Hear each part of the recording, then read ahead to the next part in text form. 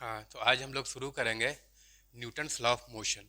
ठीक है, फिजिक्स में Newton's law of motion, Newton's law of motion. ठीक है, न्यूटन्स लॉ ऑफ मोशन शुरू करेंगे।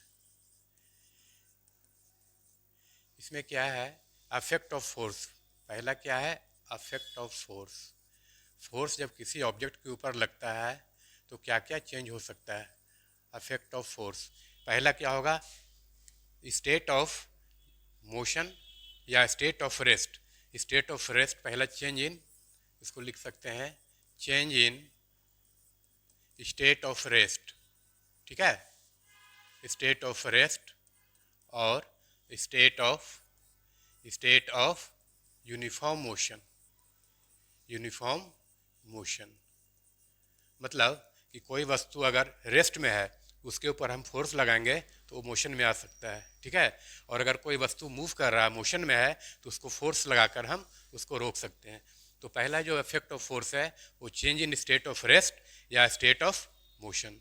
दूसरा दूसरा इफेक्ट में आप सोच सकते हैं चेंज इन शेप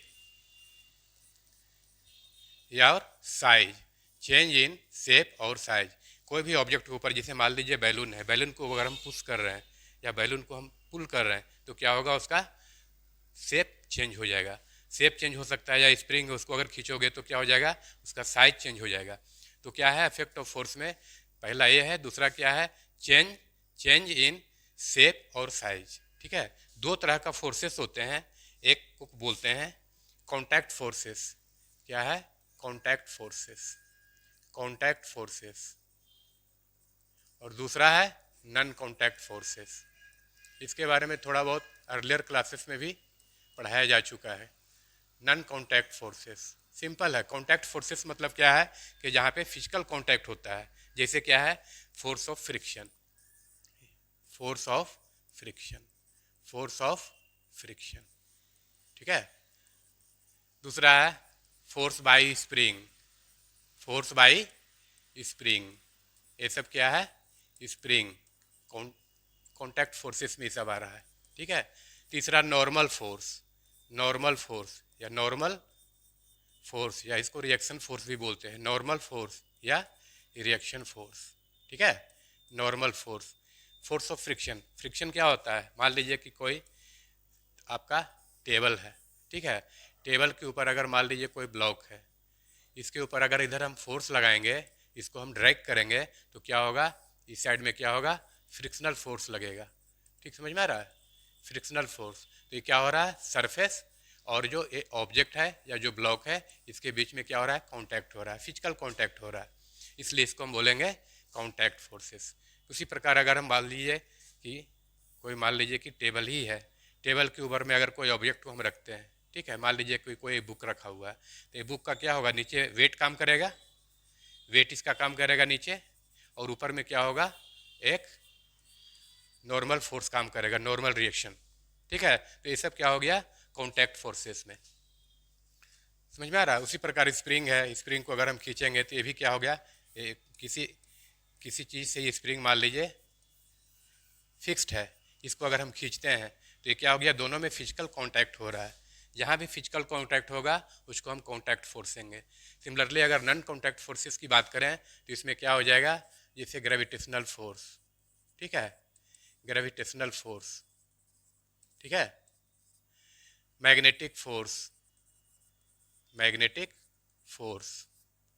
तीसरा है इलेक्ट्रोस्टैटिक फोर्स, इलेक्ट्रोस्टैटिक फोर्स। ये सब क्या है, इसमें कोई फिजिकल कांटेक्ट नहीं होता है। जैसे यहाँ पे कोई, मान लीजिए किसी हाइट पे हम ऑब्जेक्ट को हम छोड़ देंगे, यहाँ पे अगर छोड़ देंगे तो खुद क्या होगा, ऑब्जेक्ट नीचे आ जाएगा, तो इसमें कांटेक्ट नहीं हो रहा है, कोई फिजिकल कांटेक्ट नहीं हो रहा है। सिमिलरली आपका मैग्नेटिक फोर्स और इलेक्ट्रोस्टैटिक फोर्स में भी कोई फिजिकल कांटेक्ट नहीं होता है, इस कारण इसको हम क्या बोलते हैं, नॉन कांटेक्ट फोर्स। बात समझ में आया, contact forces and non contact forces. अब इसके बाद आता है टेंशन फोर्स, भी उसी प्रकार है, टेंशन भी लगता है कोई स्ट्रिंग में तो वो भी आता है, इसी प्रकार समझ सकते हैं। आगे है मास एंड इनर्शिया, इसको समझ लीजिए। मास एंड इनर्शिया ये क्या होता है, mass, mass of an object, mass and inertia. ठीक है। मास क्या होता है, कोई भी ऑब्जेक्ट का अगर मास निकाल रहा है तो उसमें जितना टोटल कंस्टिट्यूएंट है उसका जितना भी मतलब कोई भी ऑब्जेक्ट जिसे कितना एटम से बना हुआ है, कितना मोलिक्यूल से बना है, सबको ऐड कर देंगे तो क्या निकलेगा, मास निकलेगा। इनर्शिया क्या होता है, इनर्शिया एक कोहेरेंट प्रॉपर्टी होता है, कोहेरेंट प्रॉपर्टी है किसी भी ऑब्जेक्ट का, कोहेरेंट प्रॉपर्टी, ठीक है। Coherent property by virtue of it the object resist the state of rest और स्टेट ऑफ मोशन। जिसे मान लीजिए कि कोई ऑब्जेक्ट है, कोई हैवी ऑब्जेक्ट है या कोई ऑब्जेक्ट रखा हुआ है, पर्टिकुलर इसका कुछ वेट होगा, ठीक है, इसका कुछ वेट होगा, कोई ऑब्जेक्ट है, इस पर हम फोर्स लगाएंगे तो क्या होगा, इसको मोशन में लाने की हम कोशिश कर रहे हैं तो ये रिसिस्ट करेगा, ये मोशन में आना नहीं चाहेगा। सिमिलरली अगर क्या है कि कोई ऑब्जेक्ट मान लीजिए मोशन में है, उसको हम रेस्ट में लाना चाहेंगे तो जो ऑब्जेक्ट का कोहेरेंट प्रॉपर्टी है वो अपोज करता है, या तो स्टेट ऑफ रेस्ट है तो मोशन में आने का अपोज करेगा, या अगर यूनिफॉर्म मोशन में है तो उसको रेस्ट में लाएंगे तो भी अपोज करेगा। इसको हम बोलते हैं, इस प्रॉपर्टी को हम बोलते हैं इनर्शिया। क्या बोलते हैं, इनर्शिया, ठीक है, इनर्शिया। और it depends, inertia it depends, ये किस पे डिपेंड कर, किस पे डिपेंड करेगा, मास पे। मतलब क्या है, मास जितना हैवियर होगा उसकी इनर्शिया भी उतनी ज़्यादा होगी, जितना मास उतना इनर्शिया। अगर हम बोलेंगे कि कोई ऑब्जेक्ट है जिसका मास 10 kg है, ठीक है, और किसी और ऑब्जेक्ट है उसका मास 20 kg है, तो हम बोलेंगे किसका इनर्शिया ज़्यादा होगा, तो ऑब्वियसली किसका मास, सेकेंड वाले का मास ज़्यादा है तो इसकी इनर्शिया भी ज़्यादा होगी। बात समझ में आ रहा है, इनर्शिया क्या होगी, ज़्यादा होगी, मोर inertia, it will have more inertia. बात समझ में आ रहा है, इस तरह से इनर्शिया है। अब इसी के बाद हम आएगा, इनर्शिया दो तरह का होता है, एक इनर्शिया ऑफ रेस्ट हो गया और इनर्शिया ऑफ मोशन हो गया। अब इसके बाद हम लोग पढ़ेंगे क्या पढ़ेंगे, Newton first law of motion, ठीक है, Newton first law of motion, इसको देख लीजिए। Newton first law of motion ये क्या है, न्यूटन्स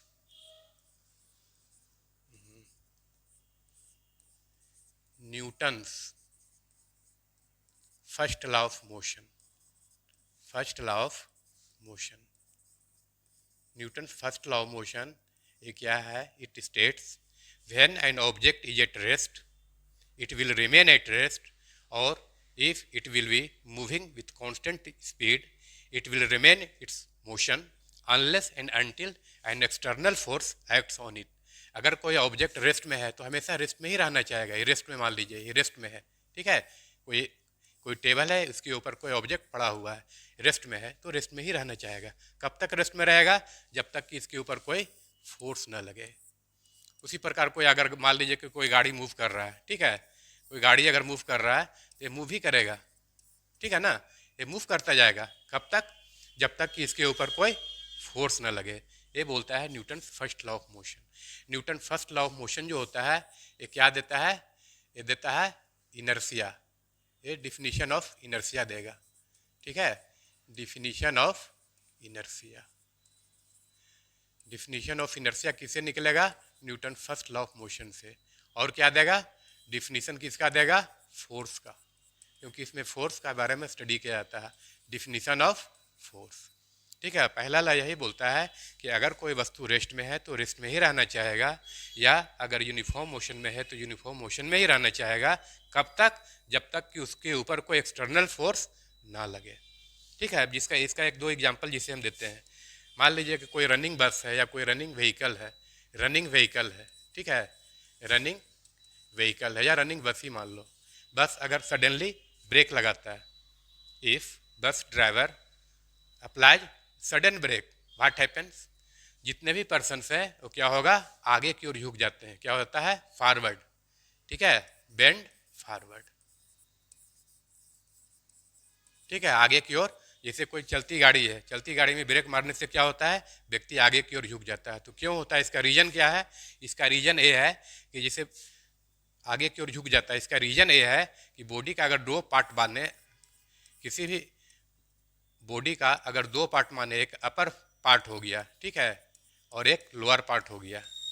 लोअर पार्ट का मतलब कमर से नीचे हो गया, लोअर पार्ट।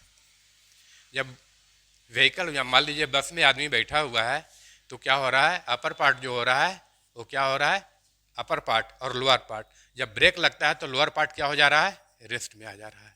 लेकिन जब रनिंग बस है तो लोअर पार्ट क्या हो रहा है, it is still in motion. ये नीचे रेस्ट आ गया, ऊपर वाला मोशन में, तो ऑब्वियसली हम लोग आगे झुक जाएंगे। ठीक है, रनिंग बस में ब्रेक मारने से क्या होगा, आगे झुक जाएगा। रनिंग बस है, उसमें क्या हो जाएगा, आगे झुकेगा कि पीछे झुकेगा। बस चल रही है, अचानक ब्रेक मारेंगे तो कहाँ झुकेंगे, आगे झुक जाएंगे। और मान लीजिए कि कोई स्थिर है, रेस्ट में बस है, रेस्ट में बस है, या रेस्ट में मान लीजिए मोटरसाइकिल ही है, रेस्ट में बाइक है, रेस्ट में बाइक है, अचानक बाइक को हम स्पीड देते हैं, एक्सीलरेट देते हैं या एक्सीलरेशन देते हैं, तो क्या होता है, सडन ऐसे करने से क्या होता है, पीछे आदमी झुक जाता है। तो इसका भी रीजन वही है कि क्या हो रहा है, अपर पार्ट जो हो रहा है वो क्या हो गया, सडनली जब गाड़ी या बाइक जो मोशन में आ गया तो ये मोशन में आ गया। ठीक है, लेकिन lower part still tends to it at rest. तो होता क्या है कि क्या होता है, अपर पार्ट और लोअर पार्ट में क्या होता है, एक रिलेटिव मोशन क्रिएट हो जाता है। Relative motion, relative motion. ठीक है, रिलेटिव मोशन, अपर पार्ट और lower part of the body, upper and lower part of body, lower part of body. इसमें रिलेटिव जब मोशन हो जाएगा, मतलब आधा पार्ट मोशन में आ गया या आधा पार्ट मोशन में आ जाता है और नीचे का रेस्ट में है, तो ऑब्वियसली दोनों क्या हो गया, दोनों का मोशन एक में नहीं रहा, रिलेटिव हो गया। जिसे मान लीजिए कि सडन अगर बाइक स्टार्ट करते हैं तो क्या हो जाता है, पीछे झुक जाते हैं। क्यों, क्योंकि नीचे वाला पार्ट क्या हो गया, मोशन में आ गया, और ऊपर वाला पार्ट क्या है, अभी भी रेस्ट में रहना चाहता है। तो ये न्यूटन्स फर्स्ट लॉ ये हो गया। ठीक है, Newton's first law. Second law के बारे में हम अगले क्लास में हम डिस्कस करेंगे।